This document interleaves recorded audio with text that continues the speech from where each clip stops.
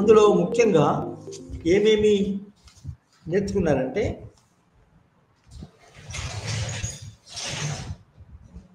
ముఖ్యమైన సిద్ధాంతాలు, main political theories. అంటే ఇదివరకటి సామాన్యంగా ఓకేనా, ఇదివరకు ఈ కోర్సులో మీరు ముఖ్యమైన సిద్ధాంతాలు ఏమి అవగాహన చేసుకోవడానికి ప్రయత్నించారంటే, మొట్టమొదటిది లిబరల్ థియరీ, వ్యక్తి శ్రేయోవాద సిద్ధాంతం. ముఖ్యంగా ఇందులో వ్యక్తియే రాజ్యానికి మరియు రాజ్య ప్రాధాన్యత మరియు వ్యక్తి ప్రాధాన్యత ఈ రెండింటిని పోల్చినప్పుడు ఏది ప్రాధాన్యత, ఏది ఆధిక్యం కలిగి ఉంటుందనేది ఇక్కడ చాలా ముఖ్యమైన సంక్లిష్టమైన విషయం. అయితే కొన్ని సిద్ధాంతాలలో రాజ్యమే ప్రాధాన్యము మరియు వ్యక్తి లేకపోతే పౌరుడు దానికి కట్టుబడి ఉండాలా, దానికి లోబడి ఉండాలా, దానికి విధేయుడై ఉండాలని చెప్తుంది. అది ముఖ్యంగా మొనార్కీ అనే సిస్టంలో అది మన ఆ విధంగా చెప్పబడుతుంది.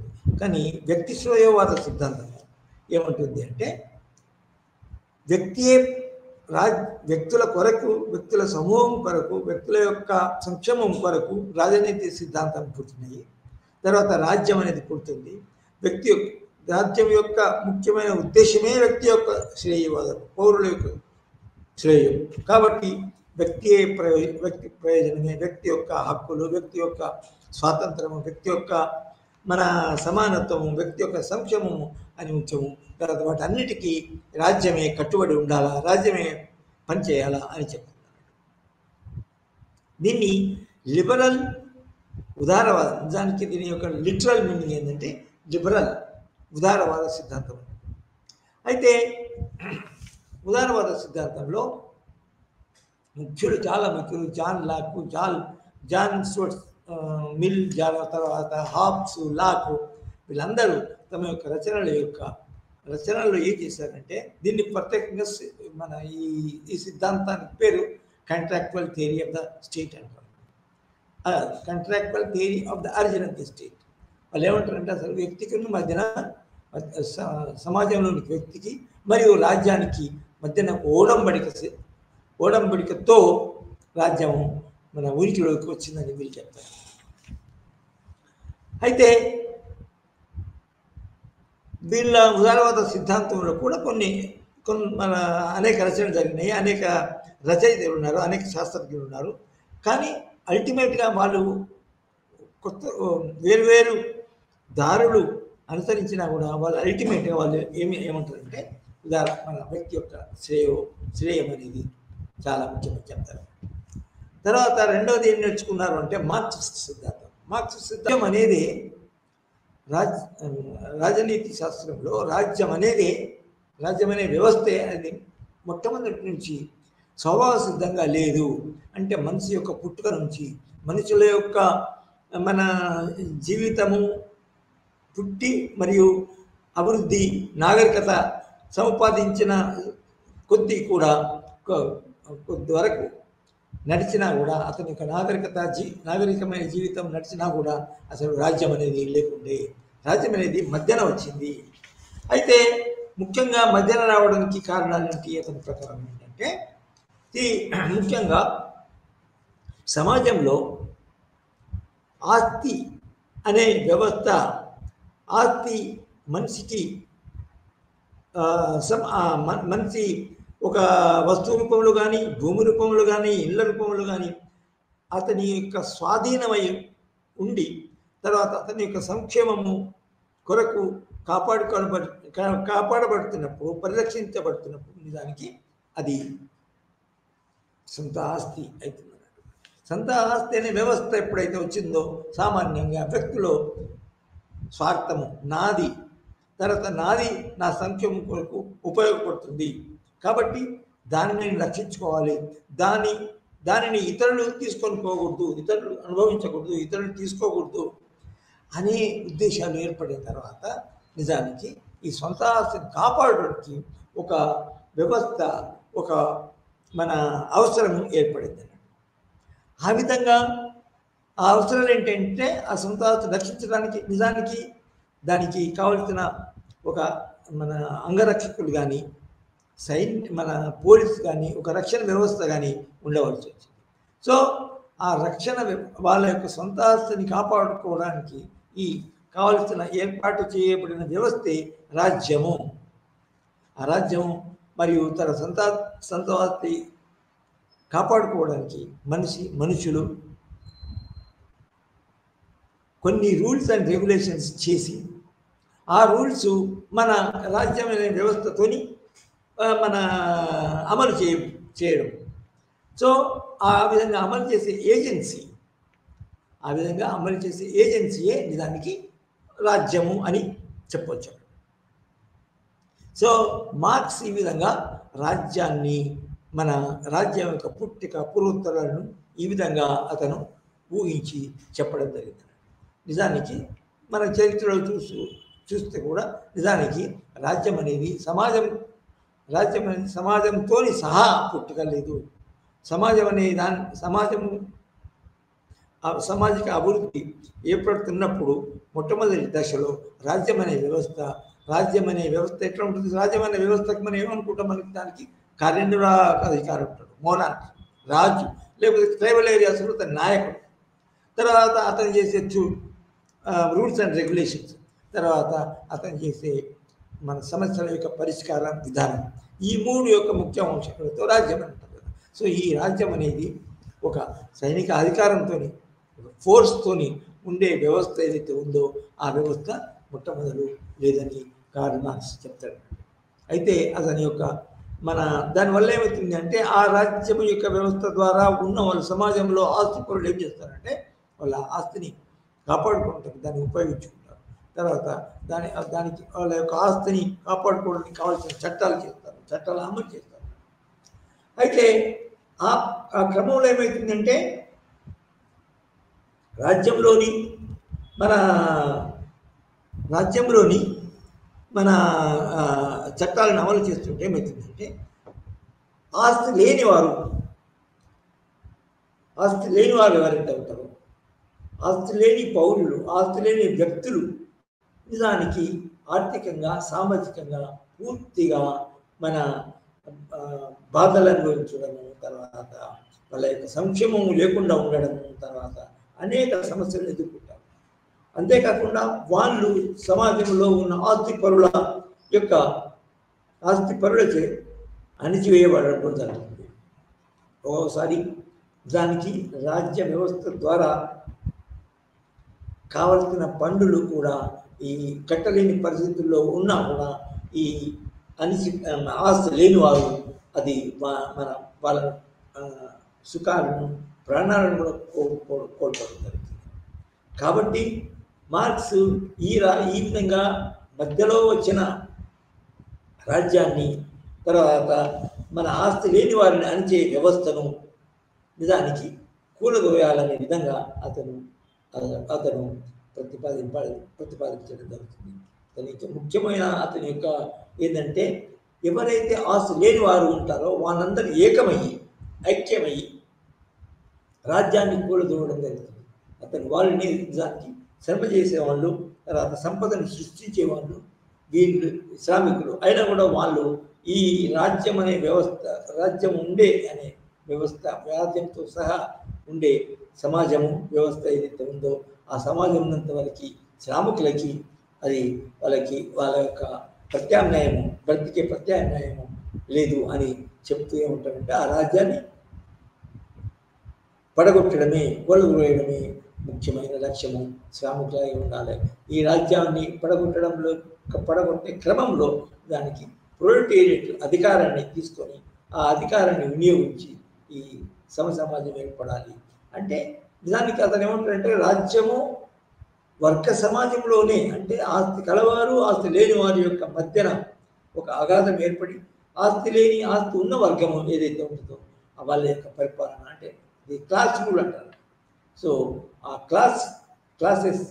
క్లాసెస్ తీసేసి అందరూ సమానంగా ఉండే వ్యవస్థ, అంటే వర్గం లేని వ్యవస్థను అతను ఏర్పాటు చేస్తేనే అందరూ మనుషులకి నిజానికి మన రాజ్యం యొక్క లక్ష్యం నాగరిక యుగంలో ఏర్పడ్డ మన సమాజం ఏదైతుందో ఆ సమాజంలో ఉండే అన్ని రాజకీయ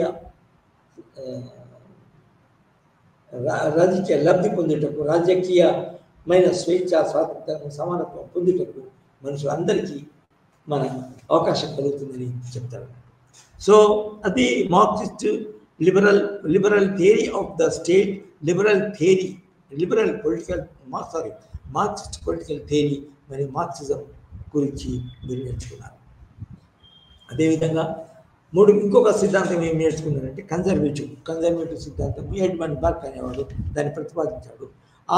ఆ సిద్ధాంతంలో ఏంటంటే ఇదివరకు ఉన్న చారిత్రాత్మకంగా పుట్టి పెరిగి ప్రజల యొక్క సంక్షేమాన్ని కాపాడిన వ్యవస్థలన్నింటినీ చాలా మట్టికి వాటిని ప్రిజర్వ్ చేయాలా, వాటిని కూలదోయద్దు, వాటిని నాశనం చేయకూడదు, వాటిని నిర్మూలించకూడదు, వాటిని పరిరక్షించాలా. కన్జర్వ్ అంటారు చూడండి, మనం ఫారెస్ట్ కన్జర్వేటరీ అంటే చూడండి, ఫారెస్ట్ రక్షించడం అనేది అక్కడ భావన. అదేవిధంగా ఇక్కడ వ్యవస్థను రక్షించాలి అనే సిద్ధాంతాన్ని ఎడ్మండ్ బర్క్ అనేవాడు ప్రతిపాదిస్తాడు. అతని యొక్క ముఖ్య ఉద్దేశం ఏంటంటే వ్యవస్థని మనము ఒక ఉద్దేశంతో ఒక ప్రజల యొక్క సమాజంలోని ప్రజల యొక్క వ్యక్తుల యొక్క శ్రేయస్సు కొరకు పుట్టిన వ్యవస్థని అంత తొందరగా దాన్ని మెల్లమెల్లగా దాన్ని మార్చుకోవాలా, కానీ తొందరగా వాటిని నిర్మూలించడము, విప్లవాత్మకంగా మార్చడము జరగకూడదు అని అతని యొక్క ప్రతిపాదన. So Edmund Burke. తర్వాత ఫెమినిస్ట్ థియరీ గురించి కూడా నేర్చుకున్నారు. ఫెమినిస్ట్ థియరీలో ఏమవుతుందంటే నిజానికి ఫెమినిస్ట్ థియరీ మన ఈ మ్యారేజ్ కంటే ముందు కూడా ఈ స్త్రీ యొక్క స్వతంత్రాన్ని కొల్లగొడుతూ, స్త్రీ యొక్క స్వేచ్ఛను కొల్లగొడుతూ, స్త్రీపై ఆధీనము డామినెన్స్ సంపాదించాడు. ఎవరు? మన పురుషుడు. సో పురుషాధిక్యతను నిజానికి పోగొట్టాలా. అసలు నిజానికి ముందు మార్క్స్ ఏమంటాడంటే నిజానికి ప్రాపర్టీ మీద పురుషుడు ఆధిపత్యం సంపాదించి తన యొక్క స్వయంగా తన కొరకు నుంచి దాని ద్వారా నిజానికి స్త్రీని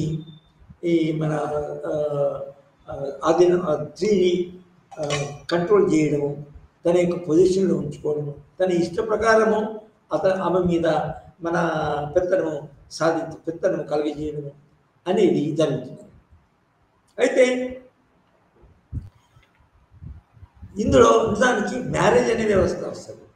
అయితే దీనికంటే ముందు నిజానికి ఏంటంటే మ్యారేజ్ తర్వాత రాజ్యము ఇవన్నీ పుట్టకముందు నిజానికి మాతృస్వామ్యం అంటే మాతృస్వామ్యం అంటే ఏంటంటే మ్యాట్రిలినియల్ అంటే అటువంటి సమాజంలో ఇప్పుడు కూడా మన దేశంలో కానీ ప్రపంచంలో అనేక చోట్లలో మాతృస్వామ్య వ్యవస్థ మాతృస్వామ్య సమాజం ఉన్నాయి. నిజానికి ఇప్పుడు ఉదాహరణకి మాతృస్వామ్య వ్యవస్థలో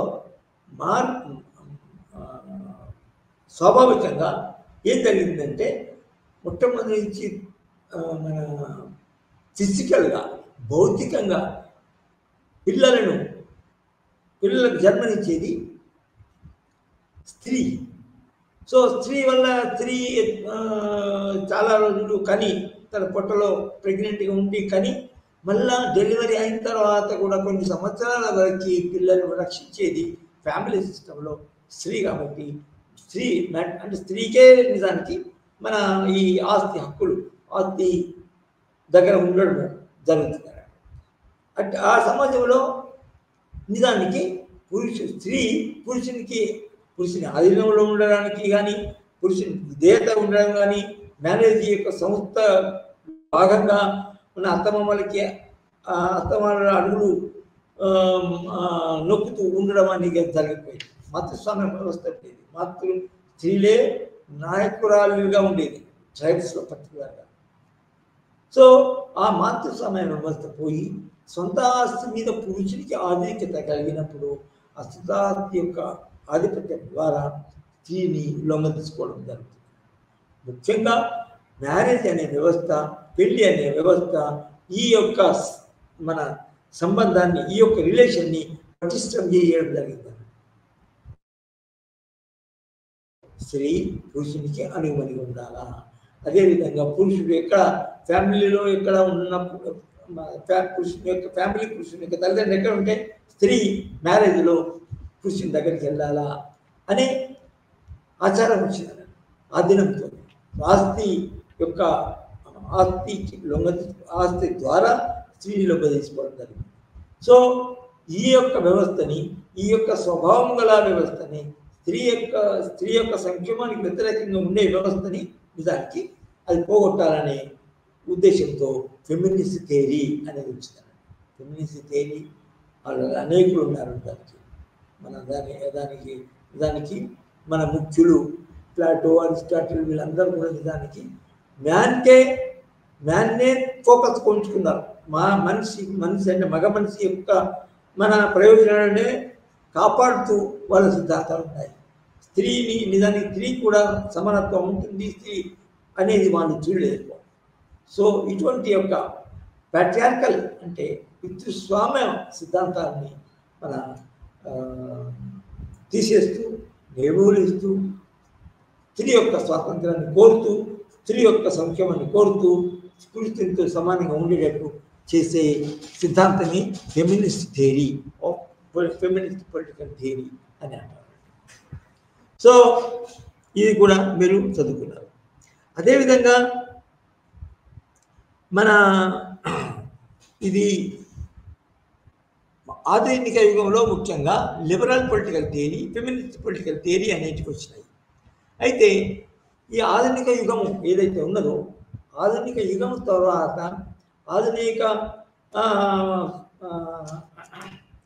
సమాజం గడిచిపోయిన తర్వాత తదుపరి వచ్చిన పరిస్థితుల్లో ఏవి రాజకీయ వ్యవస్థలు ఎట్లా ఉండాలా, ఈ కాన్సెప్ట్స్ రాజకీయ సంబంధాలు ఎట్లా ఉండాలా అనేది మన కొత్త సిద్ధాంతాలు వచ్చినాయి. ఆ సిద్ధాంతాన్ని పోస్ట్ మోడర్న్ అంటే ఆధునికత తదుపరి వ్యవస్థలో తదుపరి కాలంలో ఉన్న సిద్ధాంతాలు అనేది కూడా ఇందులో మీరు చదువుకున్నారు. అయితే కొన్నిసార్లు కొన్ని టైంలో సమయాభావం వల్ల కానీ ఇంకా వేరే కారణంతో వివరంగా అవి మనం కవర్ చేయకపోతే దాన్ని మీకు సప్లై చేసే పుస్తకాల్లో దాన్ని చూసుకోవాల్సి ఉంటుంది. ఇది నిజానికి 101 BPSC 101 అనే సంఖ్యతో ఉన్న కోర్సులో చదువుకున్నారు మీరు. రెండవ కోర్స్ ఏంటంటే 102వ course BPSC bachelor of political science ఏంటంటే భారతదేశంలో రాజ్యాంగబద్ధమైన ప్రభుత్వం అంటే రాజ్య పొలిటికల్ స్ట్రక్చర్ భారతదేశంలో ఏ విధంగా ఉన్నది, రాజ్యాంగబద్ధమైన వ్యవస్థ, ప్రభుత్వము మరియు పాలన ఏ విధంగా ఉన్నాయని ఈ కోర్సులో మీరు చదువుకున్నారు. చాలా మటుకు డీప్గా జరిగింది అనుకోండి. ఇందులో ముఖ్యంగా భారత రాజ్యాంగం ఏ విధంగా నిర్మించబడింది, వ్రాయబడింది, making of the Indian constitution ఒక 2 సంవత్సరాల కంటే చాలా ఎక్కువ కాలం అనేక చర్చలతో, అనేక కమిటీల అధ్యయనంతో మరియు ఇంకా అనేక రాజనీతి సాక్షరతలతో, తర్వాత నెహ్రూ ఇతర రాజనీతి శాస్త్రజ్ఞులు వాళ్ళు నాయకులు ఉన్నారు. కానీ వాళ్ళు రాజనీతి శాస్త్రజ్ఞులు కూడా, ఫర్ ఎగ్జాంపుల్ నెహ్రూ కానీ, గాంధీ కానీ, అంబేద్కర్ కానీ వీరందరూ రాజకీయ నాయకులే కాదు, వాళ్ళు రాజనీతి శాస్త్రజ్ఞులు కూడా. వాళ్ళు అనేక పుస్తకాలు రాశారు, రాజకీయాల గురించి రాశారు. రాజ్యం ఏ విధంగా ఉండాలి, రాజ్యము ప్రజల యొక్క సంక్షేమం ఏ విధంగా కోరుతూ ప్రజల యొక్క సంక్షేమం కొరకే పాటుపడుతూ ఉండాలని అనేక పుస్తకాలు రాశారు. సో ఈ విధంగా రాజ్యాంగం ఏ విధంగా ఏర్పడింది, వ్రాయబడింది. తర్వాత 1949లో నిజానికి నవంబర్లో రాజ్యాంగము అంటే అది మన రాజ్యాంగం పేరుంది తెలుసు కదా, ఇది ఇట్స్ ఏ ఇండియన్ రిపబ్లిక్. భారతదేశంలో రిపబ్లిక్ అంటే గణతంత్రం, గణతంత్రం అంటే ప్రజాస్వామ్యము, ది డైరెక్ట్ డెమోక్రసీ. ఏదైతే ప్రజాస్వామ్యంలో ప్రజలు తమను తామే పాలించుకుంటారో అనేక డైరెక్ట్గానో ప్రత్యక్షంగానో లేకపోతే వాళ్ళ యొక్క రిప్రజెంటేటివ్ ద్వారానో వాళ్ళే పరిపాలించుకుంటారు. అది గణతంత్రం ఉంటారు. నిజానికి ఈ గణతంత్రం అనే రాజ్యము మన ప్రభుత్వంతో పాలన సాగించే విధంగా 1949 నవంబర్లో మన భారతదేశం గణతంత్రమై ఏర్పాటు చేయబడింది. అది ముఖ్యంగా మన దానికంటే ముందు 200-2.5 సంవత్సరాల కంటే ఎక్కువ కాలంలో మన రచించబడిన రాజ్యాంగ ప్రకారం రాజ్యాంగబద్ధమైన ప్రభుత్వం అనేది ఈ కోర్సులో మీరు ముఖ్యంగా చదువుతారు. 102లో భారతదేశంలో రాజ్యాంగబద్ధమైన ప్రభుత్వము. ఇందులో ముఖ్యంగా మన మన ఈ ప్రభుత్వము నడవడి తీరు కూడా నిజానికి ఇందులో మీరు చదువుకున్నారు. తర్వాత ఇందులో ముఖ్యంగా ఏంటంటే రాజ్యాంగబద్ధమైన ముఖ్యమైన వ్యవస్థలు ఏవైతే ఉన్నాయో, ముఖ్యంగా పౌరులు ఎట్లా ఉంటారు, పౌరుల యొక్క హక్కులు ఏంటి, విధులు ఏంటివి, పౌరుల యొక్క పౌరసత్వం ఎప్పుడు ఉంటుంది, ఎప్పుడు పోతుంది అనేది. తర్వాత సెంట్రల్ లెవెల్లో కేంద్ర స్థాయిలో ప్రభుత్వం ఏ విధంగా ఉంటుంది, ఆ ప్రభుత్వంలో మన కార్యనిర్వాహక శాఖ ఎలా ఏర్పడుతుంది, శాసనసభ ఎట్లా, for example Indian parliament, cabinet, prime minister cabinet, తర్వాత న్యాయశాఖ, సుప్రీంకోర్టు ఏ విధంగా ఉంటాయి, ఏ విధంగా అందులో మన అధిపతులు ఏ విధంగా నియమించబడతారు, రాజ్యాంగం ఎన్నిక ద్వారా లేకపోతే ఒక మీది వ్యక్తితో నియమించబడతారా అనే వివరాలు, వాళ్ళ యొక్క హక్కులేంటి, వాళ్ళ యొక్క పరిమితులు ఏంటివి, తర్వాత అందులో కూడా రాజ్యాంగం యొక్క అంగాలు ముఖ్యమైన అంగాలు ఏవైతే ఉన్నాయో, కార్యనిర్వాహక శాఖ, న్యాయశాఖ, శాసన శాఖ, వాటి మధ్యన సంబంధాలు ఏంటివి, మన దేశంలో మన రాజ్యాంగం ప్రకారము మన కార్యనిర్వాహక శాఖ పార్లమెంట్కి అనుగుణంగా ఉంటుందా, లేకపోతే అమెరికాలో వలె మన పార్లమెంట్కి దూరంగా, భిన్నంగా, సెపరేట్గా, అటానమస్గా ఉంటుందా అనేది మీరు చదువుతున్నారు. కార్యనిర్వాహక శాఖ ఇది కేంద్ర స్థాయిలో. తర్వాత అదేవిధంగా రాష్ట్ర స్థాయిలో ఏ విధంగా రాష్ట్ర ప్రభుత్వము అంటే మన భారత రాజ్యాంగము, దానికి ఇందులో ముఖ్యంగా ఇంకొకటి చాలా ముఖ్యమైన చాప్టర్ ఏంటంటే భారత రాజ్యాంగము భారతదేశానికి ఒక సమాఖ్య లక్షణాలు గల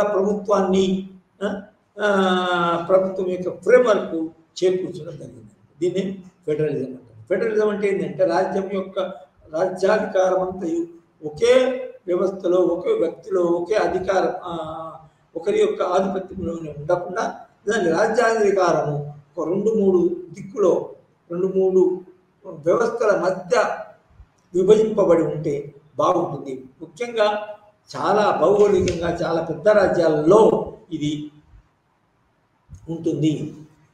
పెద్ద రాజ్యాల్లో భౌగోళిక పెద్ద, for example Australia, for example India, for example మన కెనడా, ఫర్ ఎగ్జాంపుల్ యుఎస్ఏ, ఇవి భౌగోళిక పెద్ద రాజ్యాలు. కాబట్టి ఇందులో మన కేంద్ర ప్రభుత్వము, సమాఖ్య ప్రభుత్వము ఒక దిక్కు, తర్వాత రెండవది రాష్ట్ర ప్రభుత్వము ఇంకొక దిక్కు, దాని కింద ఉంటాయి. అధికార విభజన జరుగుతుంది ఇందులో. దానివల్ల ఏమవుతుందంటే ముఖ్యంగా చాలా దేశం మొత్తానికి సంబంధించిన అంశాలు ఏవైతే ఉంటాయో ఆ అంశాలపై అధికారం చెలాయించి అంశాల యొక్క విధానాలను అమలు చేస్తూ అధికారం కలిగి ఉన్నది సమాఖ్య ప్రభుత్వము, లేకపోతే కేంద్ర ప్రభుత్వం, యూనియన్ అంటాం మనం, అది సమాఖ్య నిజానికి. సో అయితే కొన్ని స్థానిక ప్రాధాన్యత గల విషయాలు, అంశాలు, వ్యవస్థలు పై ఆధీనం కలిగి ఉండడము నిజానికి ఈ కేంద్ర ప్రభుత్వానికి అవసరం లేదు. దూరం కూడా కేంద్ర ప్రభుత్వానికి, స్థానిక ప్రభుత్వానికి చాలా దూరం ఉంటుంది.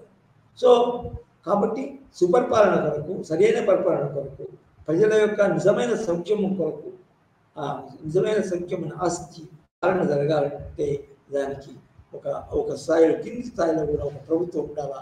ఆ ప్రభుత్వము దాని కింద ఉన్న మన ప్రాంతాల్లో ఉన్న ప్రజల సంక్షేమం కొరకు దానికి పాలన కొనసాగించడం దానికి కొంచెం అధికార విభజన కూడా జరుగుతుంది.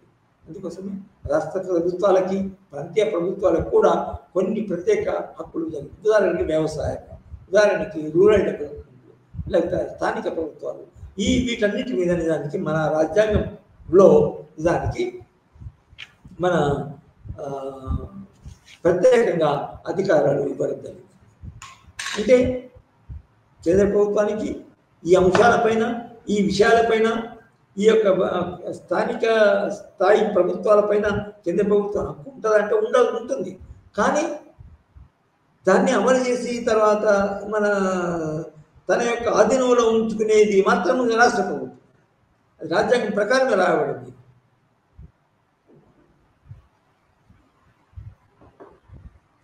అది ముఖ్యంగా 73rd amendment, 74th amendment, 73rd amendment మన స్థానిక ప్రభుత్వాల గ్రామీణ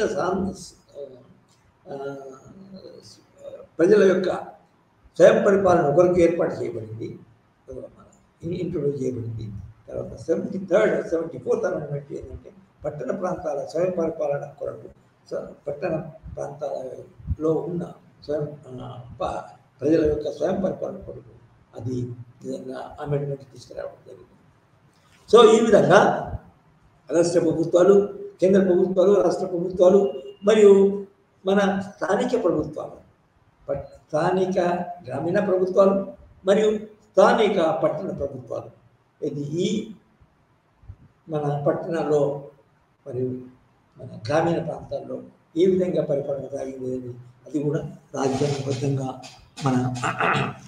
రాజ్యాంగబద్ధమైన ప్రభుత్వము ఏర్పాటు చేయడం జరుగుతుంది. అదేవిధంగా ఇంకొక ముఖ్యమైన కోర్సు ఏంటి అంటే 103 ప్రత్యేకంగా political theory, concepts and debate. నిజానికి ఇదివరకు ఈ రాజ్యాంగబద్ధమైన ప్రభుత్వం కంటే ముందు మనం చర్చించుకున్నది ఏంటంటే కాన్స్టిట్యూషనల్ అండర్స్టాండింగ్ పొలిటికల్ థియరీకి దీనికి సంబంధం ఉండాలి. అయితే ఇందులో ముఖ్యంగా ఏంటంటే రాజనీతి శాస్త్రంలో ఉండే ముఖ్య రాజనీతి థియరీలలో ఉండే ముఖ్యమైన కాన్సెప్ట్స్ ఏంటి, ముఖ్యమైన చర్చలు, డిబేట్స్ అంటే ఏంటివి అనేవి ఈ థియరీలో, ఈ పేపర్లో మనము కవర్ చేయడం జరిగిందన్నట్టు. First of all political theory అంటే ఏంటి, పొలిటికల్ థియరీ అంటే ఏంటి, రాజనీతి సిద్ధాంతం అంటే ఏంటి. రాజనీతి సిద్ధాంతం అంటే ఏంటి అంటే అనేక రాజకీయాలకు సంబంధించిన అనేక భావనలు ఒక పద్ధతి ప్రకారము, ఒక మన అల్లి ఒక పద్ధతి ప్రకారం అల్లి దానికి ఒక ప్రత్యేకమైన ఉద్దేశము, ప్రత్యేకమైన మన లక్ష్యము కలిగింపజేసి అటువంటి భావనల సిద్ధాంతమే సరి అయినది, మంచిది అని చెప్పడం, ఒక సిద్ధాంతాన్ని తయారు చేయడాన్ని పొలిటికల్ థియరీ అంటారు. ముఖ్యంగా ఏంటంటే అది రాజకీయాలకు సంబంధించింది. రాజకీయాలలో భావనలు ఉంటాయి. భావనలు కాన్సెప్ట్స్, CONCEPTS కాన్సెప్ట్స్ ఉంటాయి. ఆ కాన్సెప్ట్స్ని ఏర్పాటు చేసుకొని ఆ కాన్సెప్ట్ యొక్క ముడి పదార్థంతో, కాన్సెప్ట్స్ అనే ముడి పదార్థంతో ఏర్పాటు చేసిన ఒక కంపోజిషన్ దానికి ఒక ఫ్రేమ్ వర్క్ సిద్ధాంతము అంట. ఈ సిద్ధాంతము లో కాన్సెప్ట్స్ అండ్ డిబేట్స్ ముఖ్యంగా నిజానికి మనము ఇందులో చదువుకోవడం జరిగింది, పూర్తి చేయడం జరిగింది, చర్చించడం జరిగింది. అందులో ముఖ్యమైనది ఏంటంటే రాజనీతి సిద్ధాంతము, భావాలు మరియు డిబేట్. డిబేట్ అంటే ఉపన్యాసం. డిబేట్ అంటే ఏంటంటే ఒక వ్యక్తి తన యొక్క సిద్ధాంతాన్ని గురించి మాట్లాడుతూ తన సిద్ధాంతానికి ప్రాధాన్యత ఇస్తూ ఇతరుల వేరే సిద్ధాంతాలు అవి సరైనవి, పాతవి కావచ్చు, తర్వాత వేరే వాళ్ళవి కావచ్చు, బట్ అవి సరైనవి కావు అని మన వాదిస్తూ, డిబేట్ అంటే వాదన, డిబేట్ అంటే వాదన సంవాదన. సో కాన్సెప్ట్స్ అండ్ డిబేట్స్ అనే విషయాలు ఈ మన పేపర్ 103 అనే పేపర్ చదువుకోవాలి.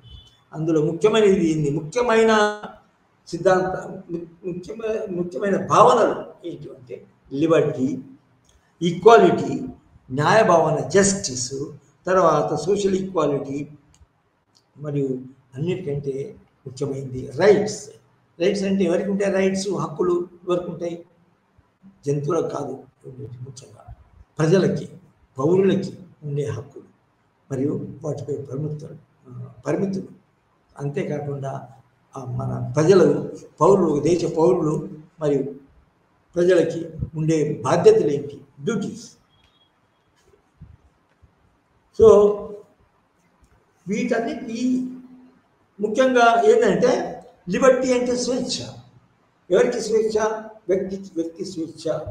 అప్పుడు వ్యక్తికి స్వేచ్ఛ ఉన్నప్పుడే అతని యొక్క మన ఉనికి అనేది, అతని యొక్క అభివృద్ధి అనేది సాధ్యపడుతుంది. అతని యొక్క మనస్సు వికసింపబడుతుంది. అతనికి సమాజంలో మనము జీవించినప్పుడు మనిషి యొక్క అనేక ఆలోచనలతో కూడిన అభిప్రాయాలు ఏర్పడతాయి. అభిప్రాయాల ప్రకారం మనిషి యొక్క ప్రవర్తన ఉంటుంది. ఆ విధంగా మనిషి తమ యొక్క అభిప్రాయాల ప్రకారం జీవించినప్పుడు దాన్ని స్వేచ్ఛ అంటారు. అట్లా కాకుండా ఉంటే ఏమవుతుందంటే అతని యొక్క మైండ్, బాడీ ఇతరుల చేతిలో, ఇతరుల వ్యవస్థల కింద కానీ, ఇతరుల యొక్క వ్యక్తుల కింద కానీ అతని యొక్క స్వేచ్ఛ అనేది అణిచివేయబడుతుంది, కట్టుబడి చేయబడుతుంది, మన సప్రెస్ చేయబడుతుంది. సో ఆ సప్రెస్ లేకుండా ఉండడమే స్వేచ్ఛ అంటారు. ఈ స్వేచ్ఛను ప్రతిపాదించిన వ్యక్తులు గురించి కూడా మనము ఈ స్వేచ్ఛ యొక్క కాన్సెప్ట్ని చదువుతున్నాం. ఈక్వాలిటీ అంటే పౌరుల యొక్క ఇతరులతో సంబంధించినప్పుడు, ఇతరులతో పోల్చినప్పుడు, ఇతరులతో మనం దాని రెఫరెన్స్ ఇచ్చినప్పుడు అతనికి ఇతరులతో సమానం.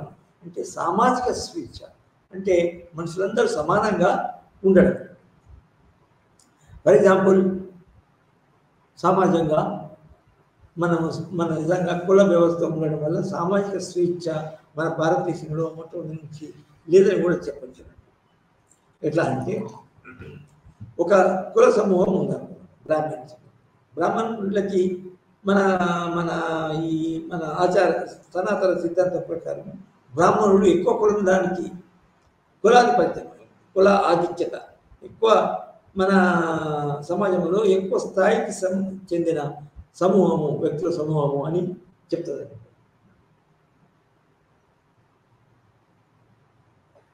అయితే దానికంతా కింద ఉండే వ్యక్తులు ఎవరైతే ఉన్నారో, క్షత్రియుల్లో ఉన్న వ్యక్తులు, పౌరులు, మళ్ళీ ఇంకా దాని కింద ఉన్న కులం యొక్క వ్యక్తులు, వైశ్యులు అనుకున్నాము, వాళ్ళు కూడా మన క్షత్రియులతో సమానంగా ఉన్నారు. తర్వాత ఇంకా దానికంటే శూద్రులు. సో తక్కువ కులం వారు ఎక్కువ కులం వారితో సామాజిక సమానత్వము అనుభవించడానికి లేదు, ఉండడానికి వీల్లేదు. వీళ్ళు కులం తక్కువ వాళ్ళు అనేది మన మన సాంప్రదాయం, మన సనాతన, మన హిందూ సాంప్రదాయంలో ఏర్పాటు చేయబడింది. సో అటువంటి లేకుండా ఈక్వాలిటీ, సమానత్వం. ఫర్ ఎగ్జాంపుల్, ముఖ్యంగా కార్యనిర్వాహక శాఖ ముందు కానీ, శాఖలో కానీ, శాఖ వ్యవహారాలు నిర్వహించినప్పుడు కానీ ఈక్వాలిటీ అనేది పాటించాలి. ఇప్పుడు చెప్పిన కుల పేరు మీద డిస్క్రిమినేషన్ అని ఉండకూడదు. దాని ఈక్వాలిటీ ప్రకారం, ఈక్వాలిటీ అనే రూల్ ప్రకారం, ఈక్వాలిటీ అనే కాన్సెప్ట్ ప్రకారం. సో నిజానికి మనము భారత రాజ్యాంగంలో ఇదివరకే చర్చించుకున్నట్టు ఈక్వాలిటీ అనేది కూడా మన భారతదేశంలో, భారత రాజ్యాంగంలో ఉన్నది. నిజానికి పీఠికలో కూడా ఉన్నది. We the people of India, having solemnly resolved to constitute India into a sovereign, socialist, secular republic, to provide equality, justice and liberty అని ఇతరులనే కదా మన భారత రాజ్యాంగంలోనే దానికి ఇది ఇమిడింపబడినవి, చేర్చబడినవి.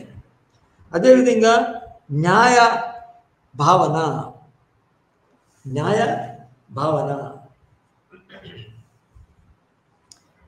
కాన్సెప్ట్ ఆఫ్ జస్టిస్, న్యాయం ఉంటుంది.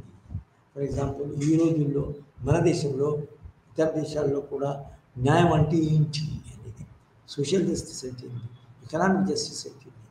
అంటే సోషల్ జస్టిస్ అంటే సొసైటీలో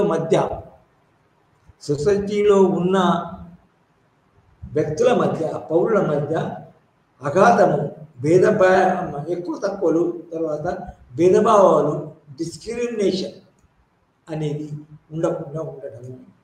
ఉదాహరణకి ప్రభుత్వం కొన్ని విధానాలు రూపొందించి ఆ విధానాలను అమలు చేసినప్పుడు కొందరికి లాభం చేకూరే విధంగా, కొందరికి ఆధిక్యత చేసి, కొందరికి ఆధిక్యత ఉండేట్టు ఈ మన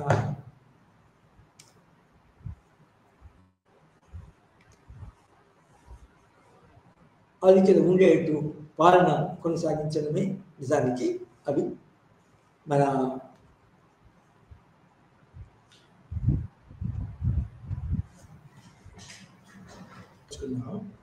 అయితే ఇందులో ముఖ్యంగా లిబర్టీ, ఈక్వాలిటీ మరియు న్యాయ భావనలు చాలా ముఖ్యమైనవి. న్యాయ భావనలు ఏంటంటే డిస్క్రిమినేషన్ లేకుండా ఉండడం, సోషల్ జస్టిస్.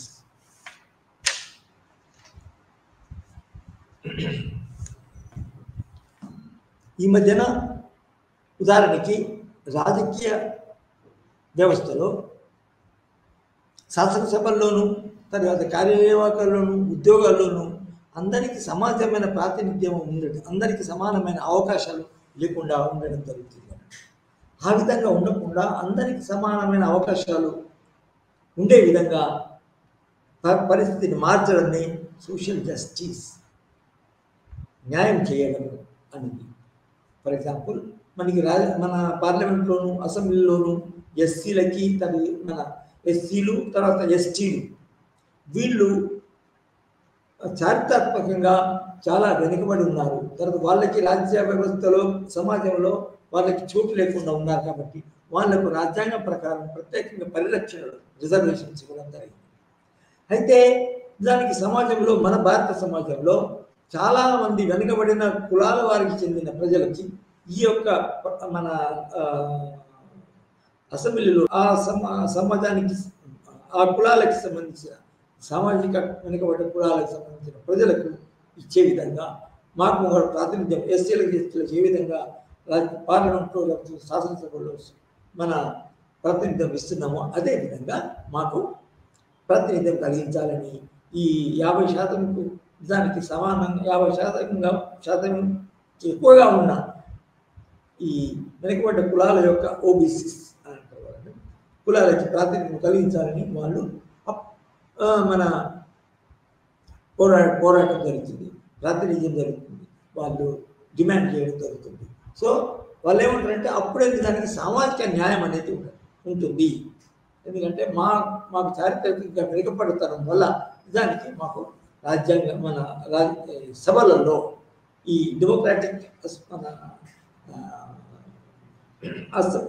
డెమోక్రాటిక్ అసెంబ్లీస్లో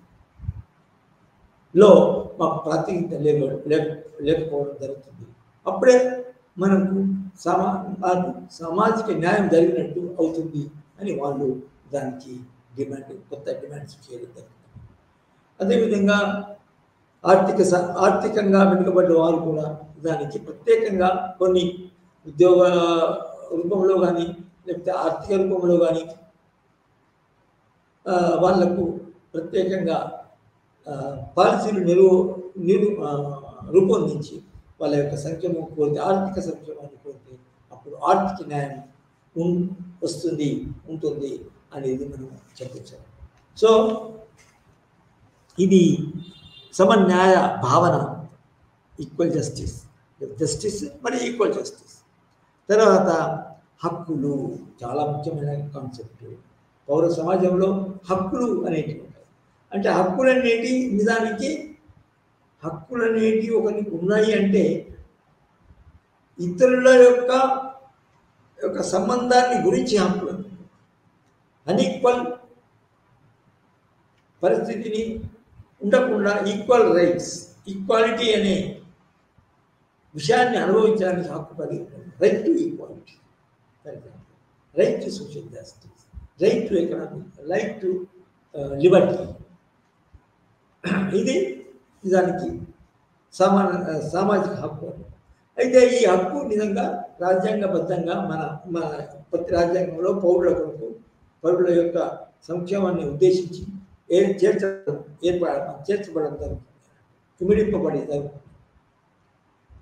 అయితే అప్పుడు ఆ విధంగా ఆ హక్కు ఉన్నప్పుడు ఏంటంటే ఒకవేళ ఆ హక్కు భంగం కలిగితే, ఆ హక్కు హరింపబడితే వ్యక్తి అది మన రాజ్యాంగంలో లిఖించబడింది కాబట్టి న్యాయస్థానాల ద్వారా అది దానికి సాధించుకోవచ్చు. అదేవిధంగా జరిగినప్పుడు ఏదైనా నష్టమాత్రం అయితే న్యాయస్థానం ద్వారా దానికి కంపెన్సేషన్ కూడా పొందడానికి అవకాశం ఉంటుంది. అది హక్కు. సో హక్కులు రకరకాల హక్కులు ఉంటాయి. స్వతంత్రానికి హక్కు, సమానత్వానికి హక్కు, ఆర్థిక రాజకీయ హక్కు. ఇది సో అయితే ఈ భావనలు కాకుండా ముఖ్యమైన వేరువేరుగా ప్రత్యేకంగా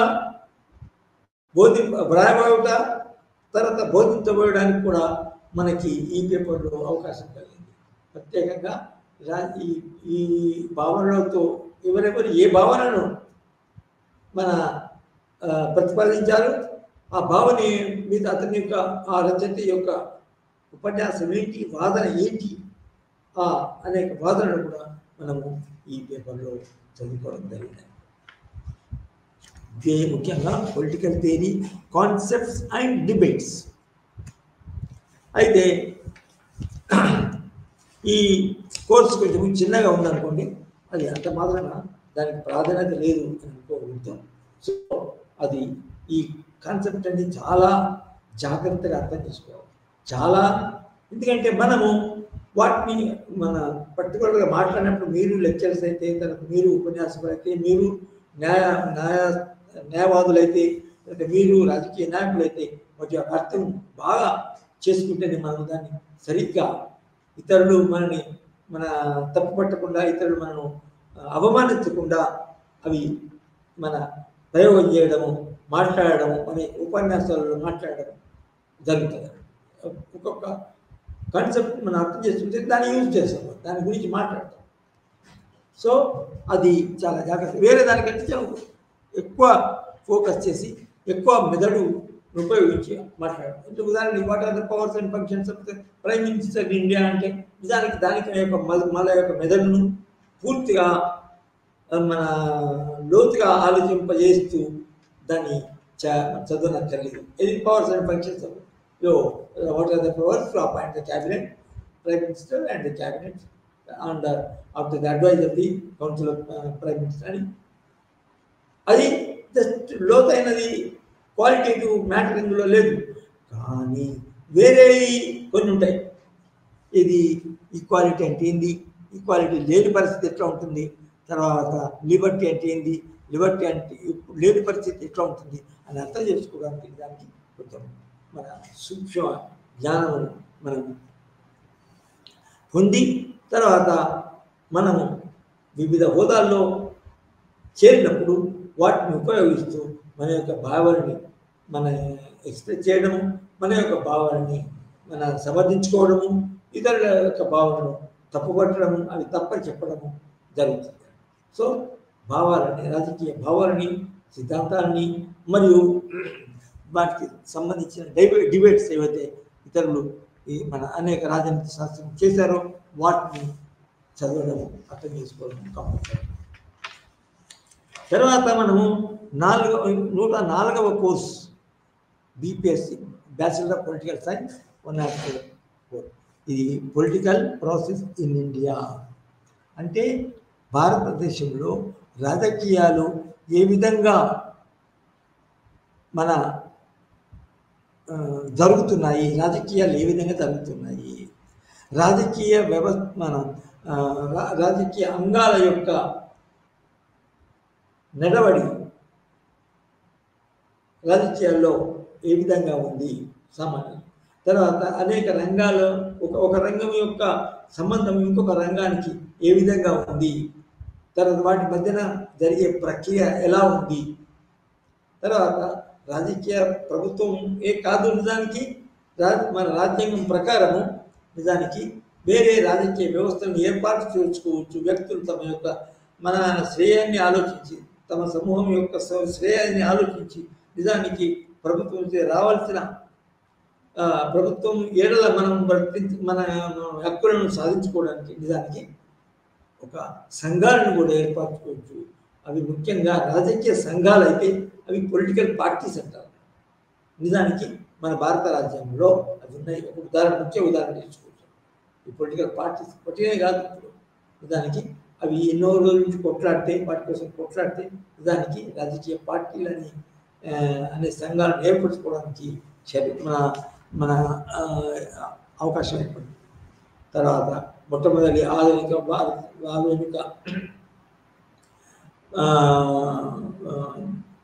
కాలంలో మొట్టమొదలు ఎవరు ఈ మన హక్కులు సాధించగలుగుతారంటే European countries. So European countries మన దేశంపై పరిపాలించినప్పుడు దానికి వాళ్ళ యొక్క మన వ్యవస్థలు భావనలు దానికి మన భారతదేశంలో చాలామందికి ఇంట్రొడ్యూస్ చేయడం జరిగింది. అదే పొలిటికల్ పార్టీ సిస్టమ్. పొలిటికల్ ఉదాహరణకి చాలా మన భారతదేశంలో మన వలస కాలంలో మన భారతదేశం బ్రిటిష్ ప్రభుత్వ వలస పాలనలో ఉన్నప్పుడు సంవత్సరాలు మాత్రం కాకుండా బ్రిటిష్ పాలనలో ఉన్న దేశాల్లో రాజకీయ పక్షాలు అనేవి ఏర్పాటు చేయబడింది. అవి బ్రిటిష్ ప్రభుత్వం మన ఇది అలో చేసింది కూడా. అది వాటిని అంటే ప్రజల యొక్క రక్షించడానికి స్వతంత్రాన్ని వెలుగుచడానికి స్వతంత్రాన్ని కాపాడుకోవడానికి తమ యొక్క డిమాండ్లను తమ ప్రయోజనాలను సాధించుకోవడానికి రాజకీయ పార్టీలు పొలిటికల్ పార్టీస్ అనేవి ఏర్పాటు చేయడం జరిగింది. మరియు మన భారతదేశంలో కూడా మన అటువంటి పార్టీస్ని భారతదేశంలో మొట్టమొదటి ఏర్పాటైన రాజకీయ పక్షం ఏదైతే ఉందో 1885లో కాంగ్రెస్ పార్టీ ఏర్పాటు చేయడం. దాని తర్వాత ఇతర పార్టీలు వచ్చినాయి. ఎంఐఎం, ఇత్తహాదుల్ ముస్లిమీన్, తర్వాత జస్టిస్ పార్టీ వచ్చింది. దాని తర్వాత అనేక వర్కర్స్ పార్టీ అని, అంబేద్కర్ పార్టీ అని, దాని తర్వాత భారతీయ జనతా పార్టీ. దానికంటే ముందు నిజానికి 1924వ ప్రాంతంలోని కమ్యూనిస్ట్ పార్టీ ఆఫ్ ఇండియా అనేది వచ్చింది. ఈ విధంగా వివిధ సిద్ధాంతాలు మాకు అనుకూలంగా ఉన్నాయని భావించిన వాళ్ళు ఒక పార్టీ ఏర్పడడం జరుగుతుంది. నిజానికి ఆ పార్టీలు ఏర్పరచుకోవడానికి ఆ పార్టీల ప్రవర్తన సంబంధించి నియమావళి కూడా ఏర్పాటు చేయండి. ఈ నియమావళిని ఏర్పాటు చేయడానికి ఎలక్షన్ కమిషన్ అనే ఒక పెద్ద వ్యవస్థను ఏర్పాటు చేయండి. Election commission of India. దాన్ని చీఫ్ ఎలక్షన్ కమిషన్ అనేవాడు మన కార్యనిర్వాహక అధిపతిగా ఉంటాడు.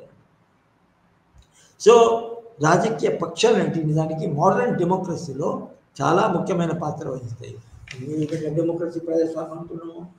డెమోక్రసీ అనేది అన్ని దేశాలలో భౌగోళికంగా ఉన్న పెద్ద దేశాల్లో నిజానికి ప్రజలు డైరెక్ట్గా చర్చించుకొని రూపొందించిన చట్టాలకు మన పరిపాలించినట్టు అవకాశాలు ఉండవు. ఎందుకంటే భౌతికంగా పెద్దగా ఉన్న మన దేశాల్లో నిజానికి జనసంఖ్య కూడా ఎక్కువ.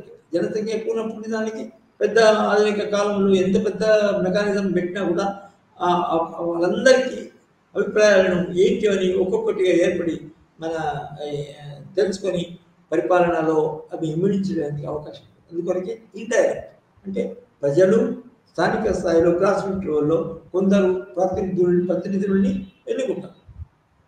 ఆ ప్రతినిధులు ఎన్నుకోబడితే ఆ ప్రతినిధుల యొక్క సభను నిజానికి అది మన ప్రజల తరఫున ప్రజల యొక్క ప్రజలను రిప్రజెంట్ చేస్తూ ఆ సభలలో ఎన్నుకోబడిన వ్యక్తులు ఉండి మన చట్టాలు చేయడం జరుగుతుంది.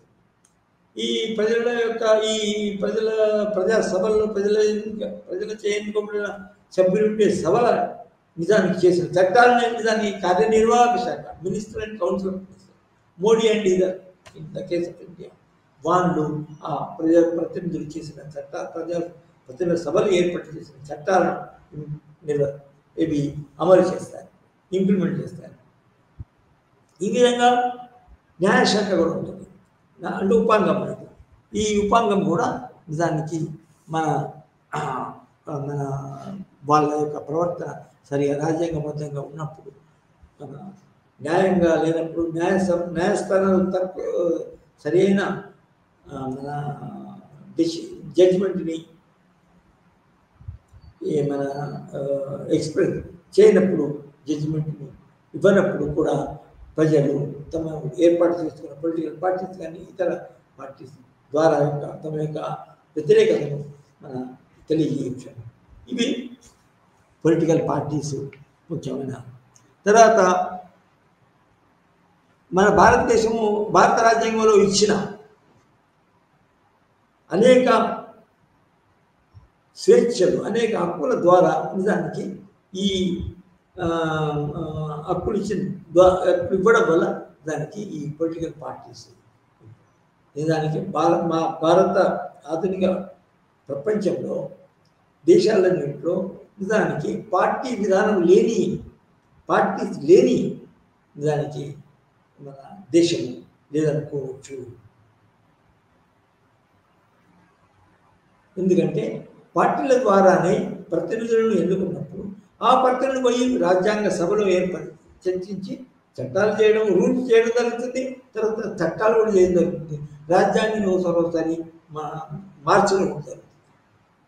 సో ఇది పొలిటికల్ పార్టీస్ అనేది ఈ భారతదేశంలో రాజకీయ ప్రక్రియ ఎలా ఉండేదని ఈ 104వ బ్యాచిలర్ ఆఫ్ సైన్స్ యొక్క పేపర్లు మనం చదువుకున్నాం. అయితే ఈ రాజకీయ పక్షాలు ఏ విధంగా ప్రవర్తిస్తాయి, ఏ విధంగా ప్రజలకు మేలు చేస్తాయి, రాజకీయ పక్షాలు తన సిద్ధాంతాన్ని తాను ప్రబోధించే ప్రచారం చేసే సిద్ధాంతానికి అనుగుణంగా ఉండే వ్యక్తులను ఏ విధంగా అందులో చేర్చుకొని పార్టీస్ నిజంగా ప్రవర్తిస్తాయి అనేది ఈ రాజకీయ పక్షాల అధ్యయనం ద్వారా మనం తెలుసుకుంటాం. మన భారతదేశంలో ఎట్లా ఉన్నాయి, యుఎస్ఏలో ఎట్లా ఉన్నాయి, చైనాలో ఎట్లా ఉన్నాయి, వన్ పార్టీ సిస్టమ్ ఏంటి, మల్టీ పార్టీ సిస్టమ్ ఏంటి, రెండవ పార్టీ సిస్టమ్ ఏంటి అని. తర్వాత విధానాలు, పార్టీ సిస్టమ్ అంటారు. పార్టీ సిస్టమ్ అంటే ఏంటంటే ఈ ఒక దేశంలో లేకపోతే దేశాల్లో ఒక పార్టీ పాలన ఉంటే వన్ పార్టీ సిస్టమ్. రాజ్యాంగబద్ధంగా ఉన్నా లేకున్నా కూడా ఒక రాజకీయ పక్షంతోనే కొనసాగించబడితే, రాజకీయాలు జరిగితే దానికి వన్ పార్టీ సిస్టమ్. రెండు రాజకీయ పక్షాలుండి ప్రజలందరూ అంటే పౌరులందరూ, తర్వాత ఓటర్స్ అందరూ. ఇక్కడ పౌరులు అంటే ఈ ఎన్నికలకు సంబంధించిన మన ఓటర్స్ అంటే బాగుంటుంది. రెండు పార్టీలకు తమ యొక్క విధేయతను, ఆమోదమును తెలిపి పార్టీలు జాయిన్ అయితే దాన్ని ఎన్ని పార్టీలు ఉన్నాయి, తర్వాత ఆ పార్టీల పేరేంటి, కాంగ్రెస్ పార్టీ అని, బీజేపీ కానీ, కాంగ్రెస్ పార్టీ అని, బీజేపీ కానీ. కానీ రెండు రాజకీయ పక్షాలు మాత్రమే ఉంటే అవి నిజానికి వాటిని ఏమంటారంటే బై పార్టీ సిస్టమ్, ఉభయ పక్ష రాజనీతి సాధ్యం. బై పార్టీ సిస్టమ్ రెండు పార్టీల రాజకీయ పార్టీల విధానాన్ని by party system. For example ముఖ్యంగా ఏంటంటే ఇది బ్రిటన్లో ఉంది, రెండు పార్టీల విధానం. అయితే రెండు పార్టీల కంటే ఎక్కువ ఉండే అనేక పార్టీల కంటే మూడు కంటే కూడా అనేక పార్టీలు కూడా ఉంటూ ప్రజలకు ప్రాతినిధ్యం వహిస్తూ, ప్రజలతో ఎన్నికల్లో పాల్గొని పార్టీలో చేరి పార్టీలు చేరిన తర్వాత పార్టీ తరఫున పార్టీ పేరుతోనే ఒక వ్యక్తి మన శాసనసభల్లో ఎన్నుకొనబడడానికి ప్రయత్నం చేయాలి. సో ఆ విధంగా చాలా పార్టీలు ఉంటే, చాలా పార్టీలకు మద్దతు ఉంటే, తర్వాత చాలా పార్టీల యొక్క తరఫున వ్యక్తులు కనుక పోటీ చేసి దాన్ని multi party system. For example India is multi party system. నిజానికి చాలా రోజుల నుంచి, మొట్టమొదటి నుంచి కూడా ఇండియా యొక్క మల్టీ పార్టీ సిస్టమ్ తెలియదు. మన మల్టీ సిస్టమ్ బ్రిటిష్ కాలంలో కూడా వచ్చింది. తర్వాత ఈ పొలిటికల్ ప్రాసెస్లో ఎన్నికల ప్రవర్తనలో ఓటు వేసే ప్రక్రియలో క్రమంలో ప్రజలు దేని చేత ప్రభావితమవుతున్నారు అనే విషయాలు కూడా మనము చర్చించుకున్నాం. ముఖ్యంగా మతము, కులము, తర్వాత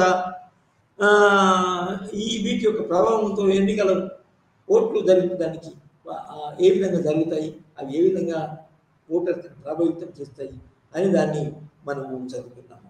అదేవిధంగా మన దేశంలో మన రాజకీయ పొలిటికల్ రిజర్వేషన్స్, ఎకనామిక్ రిజర్వేషన్స్ కూడా ఏ విధంగా అమలు చేయబడుతున్నవి, ఏ విధంగా రిజర్వేషన్స్ ఉండడం వల్ల మన